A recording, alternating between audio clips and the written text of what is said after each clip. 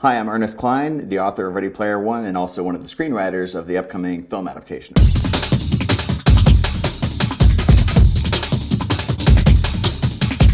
Whenever I mentioned a video game, it was always something from my life or a game that I love for some reason that I wanted to pay tribute to and have in the background.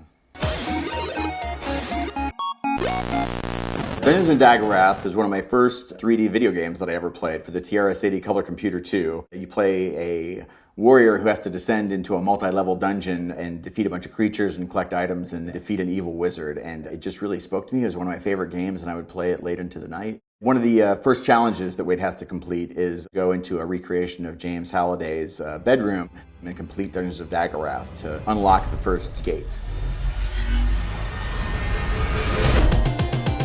Zork, the Great Underground Empire, one of the first and best known text adventure games, and one of the first, virtual worlds that I ever explored as a gamer. Even though it was kind of based on text, you kind of had to map out the playing area and collect a group of treasures. So that's another one of the games that I wove into the book. The planet of Frobaz that's depicted in the Zork games is an actual whole planet in the Oasis, where the text-based game is recreated in virtual reality. Pac-Man, one of the greatest blockbuster video games of all time, and one of the few classic arcade games that actually has an ending due to a bug in the code. It runs out of memory and you crash on the 256th screen, so it is possible to play a perfect game of Pac-Man and get the maximum amount of points. That's another one of the challenges Wade has to complete, is play a perfect game of Pac-Man in which he is rewarded with an extra life. He gets the extra life differently in the movie. I did use a MAME multi-arcade machine emulator to jump to the 256th screen using cheat codes so I could play that screen and describe Wade playing it from first-hand experience as opposed to just watching videos. It takes hours and years of skill. Miss Pac-Man even improved upon Pac-Man and had better levels, and the Atari 2600 port of Miss Pac-Man was far superior to the Pac-Man port. So I'm a Miss Pac-Man fan. He gets a little nervous around pretty girls. Black Tiger is also another kind of classic arcade game like Zork. It was a game that, almost caused a couple of my friends to drop out of college. It was really just addictive. You have to descend into a multi-level dungeon and defeat multiple dragons, and it's recreated in the Oasis as a virtual reality 3D experience. So he gets sucked into a Black Tiger cabinet in a bowling alley arcade and then has to navigate a three-dimensional virtual reality recreation of Black Tiger using the same game mechanics. Tempest, one of my favorite vector graphic video games. The designer had a dream about monsters crawling out of a hole, coming at him, and that helped inspire Tempest. It was one of my favorite games, and it's a game that's also featured in one of my favorite music videos by the band Rush, Subdivisions. The kid that's in the video is playing Tempest. So for all those reasons, I wove it into the story, and that's one of the games that need to be defeated in the final challenge, and the character of Artemis helps Wade do so by exploiting a bug that shipped in the first version of Tempest, where if your score ended on a certain combination of numbers, you could get like 30 free games off a point quarter. Adventure. Back in the 80s, most of the games took place on one screen, but Adventure, there was a whole kind of virtual world that you could navigate with labyrinths and different rooms and creatures and items that you could pick up. You would pick up a sword that would look like an arrow. It was all very crude, but it was such a powerful experience when I was a kid. And it was also the very first game to have an Easter egg hidden in it. Finding that Easter egg when I was a kid helped inspire the whole story of Ready Player One, the idea of a brilliant game designer hiding an Easter egg in his virtual world to find a worthy successor for his fortune and his company all came from finding that Easter egg in Adventure. The first person to find the egg will inherit $500 billion and total control of the Oasis. And that's why I'm so happy that it made it all the way from my life into the book and then into the movie. Sword Quest, another video game that helped inspire the contest in Ready Player One. Atari ran this amazing video game contest through this series of 4 Sword Quest games. Kids all over the country would compete to be the first to beat a Sword Quest game. And the first person who won the grand prize would win these amazing treasures. And nothing got me more excited as a kid than, I could win like a gold chalice and a gold crown, stuff that was worth like $30,000 in 80s money by beating this game. And it was that was one of the things that helped inspire the idea of this video game contest inside the Oasis. See you at the finish line. Joust is another one of my favorite classic arcade games, Williams Electronics, where you could battle one of your friends, and I remember lots of heated Joust battles with my friends growing up, and so I wove that into the story as well. Inside the first gate, at the end of a Tomb of Horrors recreation, the main character Parzival has to play a game of Joust against a Sararak, which is a Dungeons & Dragons villain, and defeat him, and that's part of the first challenge in the book. A Calibeth is one of the first attempts by a computer programmer to translate the experience of playing Dungeons & Dragons into a computer game. It was created by Richard Garriott, who also helped serve as the inspiration for James Halliday. Richard Garriott's a famous video game designer from Austin, Texas, where I live, who had an alter ego of his Dungeons & Dragons and game avatar called Lord British, and he would dress up as Lord British in public at press events and things. And he eventually ended up using his video game money to travel into space and go on the International Space Station. So he was really an inspiration to me as a geek with unlimited funds and what could be accomplished. So he and Howard Hughes helped inspire James Halliday in my book and his game A Calibeth and the games that followed it, Ultima 1, 2, 3, 4, and then Ultima Online, the first MMO. Those all helped inspire the Oasis in my novel. Dig Dug is another weird 80s arcade game based on a job of excavating and digging. In the recreation that Parzival has to navigate of War Games, he kind of goes into the movie of War Games and is in that 20 Grand Palace arcade. And so I actually rewatched that scene when I was writing about it, and when Matthew Broderick's playing Galaga, there's a Dig Dug game where his notebook is resting on it, so I added that little detail. So that's how Dig Dug made it into Ready Player One. Galaga is the game that Matthew Broderick plays in War Games, so that was why it was mentioned. And I remember they sent him a copy of Galaga to his home so he could practice for the movie. Pretty cool. Gorf, kind of the first Space Invaders ripoff where you had a shield. I like the name Gorf more than the actual game. Gorf somehow made it all the way into the movie. You can see a ColecoVision port of Gorf at the end of the film.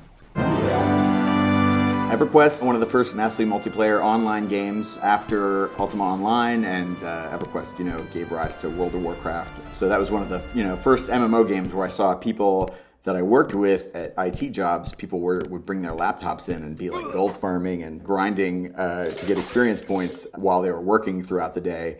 And I remember people developing strong relationships through this game of EverQuest and meeting people online and falling in love inside EverQuest. I came here to escape, but I found my friends. What up, Z? I found love. Created a new kind of human relationship. There are people alive now because their parents met inside of World of Warcraft. Can you feel this? So that was one of the games that helped inspire the Oasis and why I mentioned it and World of Warcraft in the book. Tennis 4-2, one of the very, very first video games ever made on an oscilloscope, which is really just a rudimentary version of Pong with a ball bouncing back and forth. Space War, a bunch of model railroading nerds at MIT created this game where you could one ship battling another before there were even monitors, and they had to control their ships using these switches that were built into the PDP-1 computer that they programmed it on using paper tape. Their arms got sore, so they went back to the model railroading shop where they built model trains, and they built little wooden boxes with switches and controls on them, creating the very first video game controllers that they went back and plugged in and played Space War, and that's where it all began, people. Colossal Cave was actually one of the very first text adventure games, I think the first text adventure game ever created, which was kind of the first virtual reality simulation on a computer. Even though it was a world built with just text, it was still a world that you could navigate and pick up items and slay creatures. I think it's referenced as a precursor to inspiring Zork, also inspiring the game Adventure. Warren Robinett drew inspiration from Colossal Cave when he created the Atari version. Combat was the game that shipped with the Atari 2600. We got it for Christmas in 1978. We, didn't have to drop quarters in. We could just play it all day long. My brother and I would play endlessly, just blowing each other up with tanks and biplanes. When Wade goes into a recreation in virtual reality of James Halliday's bedroom that he's created inside the Oasis, he finds a shoebox next to the Atari that has all the Atari games that he had when he was a kid. And I think these were to the best of my recollection, the same Atari games that my brother and I had when we were kids. Combat, which came with the Atari, and then Space Invaders. You hold down the reset switch when you turn the power on Space Invaders, you could get double shots. Pretty awesome. Pitfall, Kaboom, Star Raiders, The Empire Strikes Back, which I loved, Star Master, Yar's Revenge, and E.T., the video game. I always wished that we had more games, and so when I was an adult, I ended up kind of collecting every Atari 2600 game ever made to fulfill my childhood dream of owning them all. Star Raiders was one of the first kind of flight simulation space simulator games where I used to build like a little cockpit in front of my family's giant television in the early 80s and pretend I was flying a spaceship, and it had a little control pad and you could enter navigation commands, and I love Star Raiders. Asteroids, one of the greatest quarter-second classic arcade games of all time, and one of the first games I got on my Atari 2600. I would just play it endlessly, and I remember you had a 4-digit score that if you got to 9,999 you would flip over, and I would just spend my Saturdays flipping that sucker over as many times as I could, so that's my tribute to Asteroids. Centipede was a game that was in the lobby of my hometown movie theater in Ashland, Ohio, and one of the first games I ever played with a trackball. I remember getting blisters from playing Centipede. It was such a fast-paced, frenetic game, one of my favorites. Battlezone, another game that I have at my home, another vector graphic game, and the game that actually helped inspire my second novel, Armada, as well. The thing about Battlezone is it's the first game that was ever purchased by the U.S. Army and converted into an actual training simulator for the Bradley fighting vehicle. They changed Battlezone into a game called Bradley Trainer. When I heard about that, I was like, wow, you can play a video game and it can train you to actually do real combat. It was like a precursor to The Last Starfighter of celebrating that idea of like, oh man, if I got really good at a video game, my video game skills could help save the world. This isn't just a game. I'm talking about actual life and death stuff. Astro Smash was like a mashup of Space Invaders and Asteroids, where you have asteroids falling towards you and you're shooting them from a ship that goes across the bottom of the screen. And that was, I think, the game that shipped with the Intellivision. When you first got a brand new Intellivision, it came with Astro Smash. And we never had an Intellivision. Only the rich kids in my neighborhood had one, and so I'd have to go over to their house and play Astro Smash. And I'm still jealous. Astro Smash, I believe, is a game that Parzival and H play in H's basement when they're arguing about Sword Quest and Lady Hawk soundtrack. What's going on? Just practicing my Mario Kart! Defender was a game that I could never master in the arcade. It had this amazing, elaborate control panel with a joystick and buttons that were in a really inconvenient array, and so I would always get killed. But then once we got the Atari 2600 version at home, I mastered that. So that's another one of my favorites. Raka 2, Madness in the Minotaur, Bedlam, and Pyramid. Those were all text adventure games that I had on analog audio cassette with my TRS-80 color computer too, which is my first home computer and also the one that I played Dungeons of Daggerath on. And those games I would have to put in a cassette recorder and fill it with a volume knob and load the games from analog tape back to digital on my TRS-80 and play them, and I loved all of them. And I think those are adventure games that Halliday has with his TRS-80 in the novel. Burger Time is a little like Donkey Kong and Pac-Man mixed together. You're having an avatar that has to navigate a maze. You're a chef who has to build burgers. Wade creates his own Atari 2600 game called The Stacks about climbing through the stacked trailer park where he lives. In 2045, Columbus is the fastest growing city on Earth. You have to climb ladders and go across girder platforms and things like that, kind of inspired by games like Donkey Kong and Burger Time. There are lots of video games in the 80s that were kind of based on menial jobs, like Tapper, where you had to be a bartender. I didn't like games where you had to play a quarter and then, do a job. I'd rather fight aliens. Q*bert's so frustrating. I don't know why I mentioned Q*bert. I think just because it's a funny name and a funny looking creature, and I like the way he would swear when he would get killed. Q*bert had his own cartoon for a while in the 80s. He was so popular. When they said fame would go to my head, they weren't kidding. So props to Q*bert. Robotron 2084 is one of my favorite games, designed by Eugene Jarvis, the creator of Defender, where you had one joystick to move your character and another joystick to pick your firing direction, so you could move backwards but fire forwards. It was a groundbreaking control system for a game, and one of the most fast-paced, frenetic games where you would feel kind of assaulted after you finished playing. Watching somebody play that who's really good at it at high speed is really impressive, and that's what Wade does in the opening scene when he's in the stacks. He's playing it on an old laptop that he's salvaged, and he's playing Robotron because it kind of helps him, escape from his life, and it's just him versus the machine, and I'm a big Robotron fan.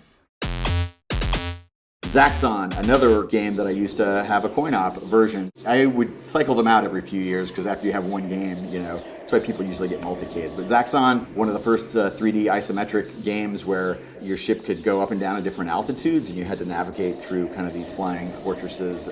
Zaxxon was just one of my favorite games as a kid with a great name, so that was why I mentioned it in Ready Player One. Time Pilot, just an awesome game from the 80s that I used to love. There was a sequel, Time Pilot 84, that I also love, where you're flying a ship and you slowly go back in time and travel through different time periods and you're fighting biplanes and UFOs, and it's just the coolest. Contra is one of those two-player games like Ikari Warriors where you could team up with your buddy and then just battle through multiple levels. Also the birth of the famous Contra code for Nintendo games, so yeah, that was another favorite. Heavy Barrel was one of the first games that I could beat with one quarter because I would play it so much and I knew where all the power-ups and the pieces were. It's a game where you navigate through a maze and go battle a big, and you collect these different pieces of the Heavy Barrel giant gun that can just blow away anything. So Heavy Barrel was one of my time-wasting games in my hometown arcade. Vigilante, featured in the movie Slacker, shot in my hometown by Richard Linklater, is why I love Vigilante, but also another one in my hometown bowling arcade where you just are like a vigilante and you gotta go beat up street punks and take away their knife and rescue your girlfriend, I think. Vigilante, good stuff.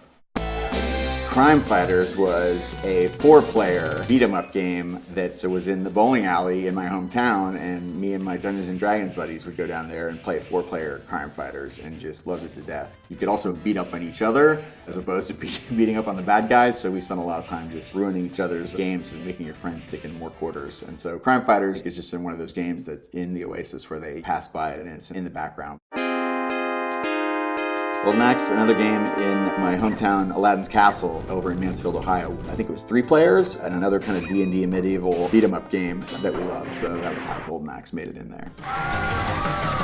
Smash TV, made by the very same people who invented Robotron, Eugene Jarvis and his team, and they used the same control scheme of having one joystick to move and one joystick to fire, but it was 2-player, so you could team up with your buddy. Smash TV was kind of like The Running Man, like a futuristic game show. Good luck! Contestants would get killed and kill other people, and it's pretty dystopian and brutal, and I used to have it. I used to have a coin-op Smash TV in my home, so that's why I threw it in the book.